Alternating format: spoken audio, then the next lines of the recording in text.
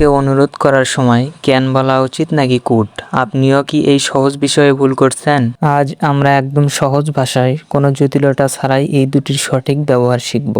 বর্তমান সময়ে আপনি কোনো কাজ করতে পারেন বা আপনার সেই যোগ্যতা আছে তা বোঝাতে ক্যান ব্যবহার করা হয়। যেমন আই ক্যান স্পিক ইংলিশ।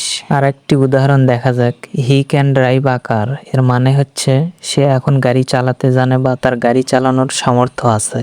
এবার আসি কুডের ব্যবহারে। অতীতে আপনার কোনো যোগ্যতা বা ক্ষমতা ছিল কিন্তু এখন হয়তো নেই, তা বোঝাতে কুড ব্যবহার করা হয়।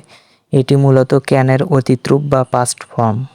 যেমন I could swim when I was young, অর্থাৎ আমি যখন তরুণ ছিলাম তখন সাঁতার কাটতে পারতাম। এর মানে অতীতে পারতাম, এখন হয়তো পারি না। তবে কুডের আরেকটি চমৎকার প্রফেশনাল ব্যবহার আছে। কারো কাছে খুব নম্রভাবে বা ভদ্রতার সাথে কোনো অনুরোধ করতে আমরা কুড ব্যবহার করি।